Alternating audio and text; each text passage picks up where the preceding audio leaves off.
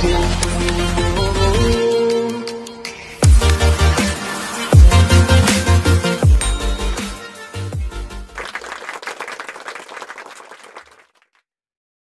kan apalagi yang tadi saya sebut ya, anak-anak remaja ini kita tidak bisa main paksa gitu.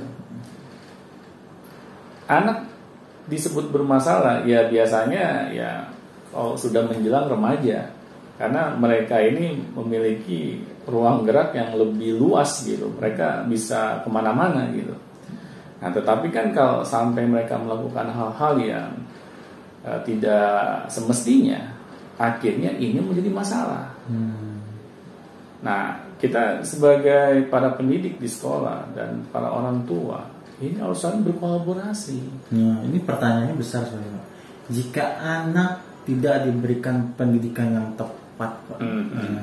Jika anak tidak diberikan pendidikan tepat dan pendidikan yang seharusnya mereka dapatkan, itu akan menjadi seperti apa kira-kira di sekolah itu? Iya. Pasti si anak merasa apa yang dia lakukan di sekolah itu bukan hal yang menurut dia penting gitu. Akhirnya kan ya kalau kita nih, ya contohnya kita bekerja di sebuah pekerjaan yang kita tidak sukai aja. Bagaimana sih perasaan kita? Apalagi nggak penting. Iya, apalagi menurut kita nggak penting. Akhirnya kan kita tidak keluar gitu potensi kita. Akhirnya kita mengerjakannya juga asal-asalan. Nah kalau anak-anak ini akhirnya timbul sifat-sifat yang bermasalah gitu. Ya kenakalan remaja.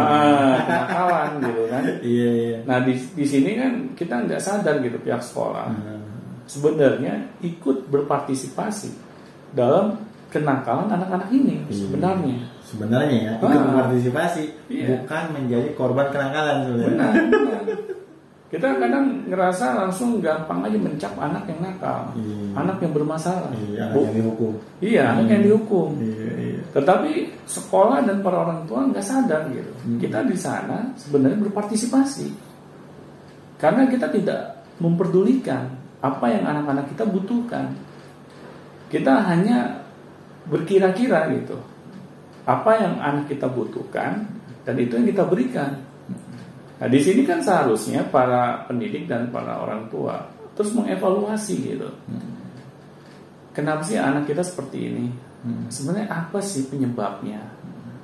Nah kalau kita berpikir seperti itu, akhirnya kita jadi tahu gitu apa yang menjadi solusinya. Betul. Bagaimana kita tahu solusinya kalau kita tidak mau mencari apa penyebabnya? Jangan berpikir anak lagi. Iya. Di rumah anak misalnya. Benar. Sekarang anak yang dihukum. Iya. Anak jadi objek menderita ya. Benar.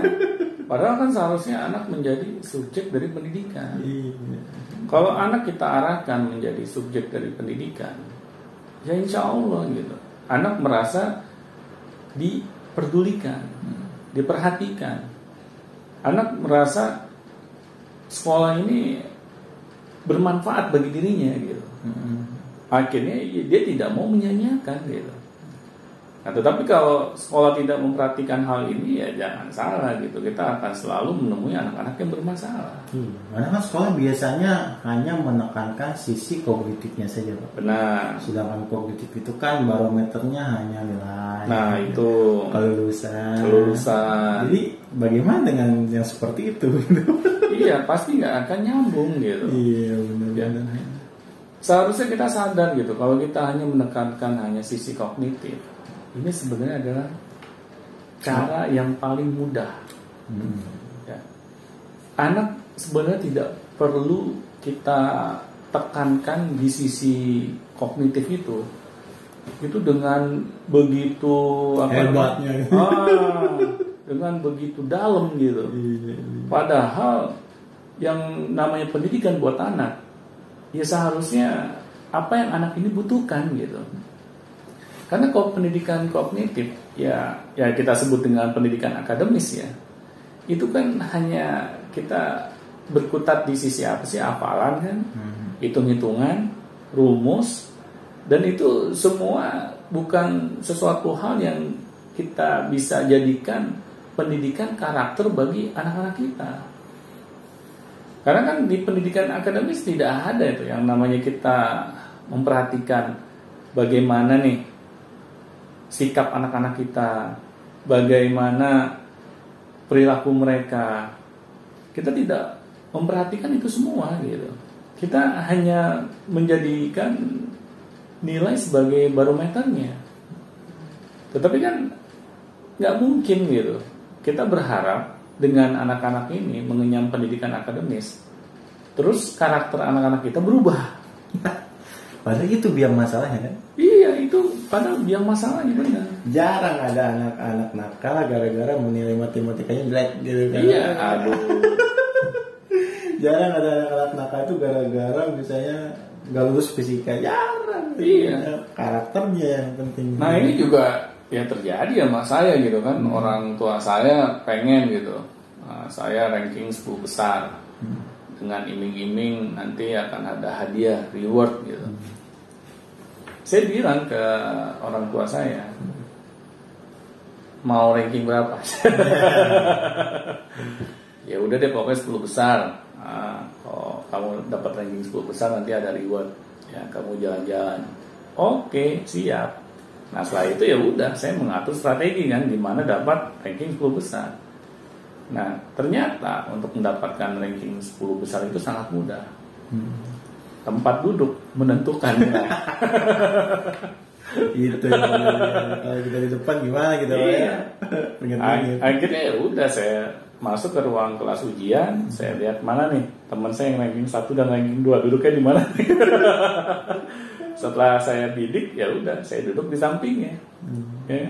Nah saya bilang ke teman saya yang ranking 1 dan ranking 2, jangan lupa ya nanti ujian ya bagi-bagilah.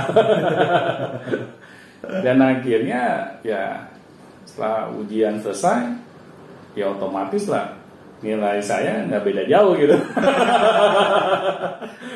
Sama yang ranking 1 dan ranking 2 gitu. Iya. Saya dapat ranking 8. Ya udah saya liatin ke orang tua saya. Selesai. Ini gitu doang kan? Gampang kan? Gak ada efek berjangka panjang kan? Benar. Nggak merubah karakter saya kan? Malah karakter saya yang jelek yang muncul gitu. Nah di sini makanya para pendidik, para orang tua, ayo, masa sih kita mau seperti ini terus? Apalagi masa depan anak-anak kita ini kan masih panjang. Nah disinilah kita sebagai para pendidik di sekolah maupun para orang tua, ayo kita berubah. Kalau tidak saat ini, kapan lagi? Terima kasih Pak Joni. Sama-sama. Jadi itulah penjawabnya, skala bermasalah, dan dari situ bisa kita lihat sekolah unggulan mana gitu. Ya. Sekolah yang citranya baik, memang gimana nggak oke, gitu anak-anaknya karakternya pada oke. Mereka pada terkenal di masyarakatnya, saling membantu apa-apa. Itu kan terkenal juga menaikkan citra sekolah juga, nggak harus promosi capek-capek ya Pak ya. Benar. Nah itu yang unggulan sejati kan seperti itu. Ya memang kalau sekolah yang fokusnya terhadap pendidikan karakter memang membutuhkan waktu yang lebih panjang. Karena barometer itu bukan nilai. Karena nanti masyarakat yang akan menilai. Dan kalau masyarakat yang menilai, memang membutuhkan waktu yang lebih panjang. Nah, tetapi kalau kita sabar, kita menyadari kita ini di dunia pendidikan, loh. Jadi bukan hanya sekedar materi yang kita kejar, tetapi kita mengejar sesuatu yang bermanfaat bagi anak-anak didik kita. Nah, kalau kita memiliki pola pikir yang seperti itu, ya insya Allah sekolah unggulan itu bukan hanya sekedar slogan. Tetapi memang benar-benar sekolah yang unggul. Baik, kalau ada pertanyaan silakan tanyakan saja di Beyond Education Podcast, di bawah ada link deskripsinya dan juga ada Gmailnya dan lainnya. Silakan langsung tanyakan terkait tentang sekolah unggulan, terkait tentang bagaimana anak yang bermasalah gitu, dan terkait tentang bagaimana pola asuh orang tua dan sekolah. Dan jangan lupa tonton terus Beyond Education selanjutnya. Sampai jumpa teman-teman semuanya. Sampai jumpa.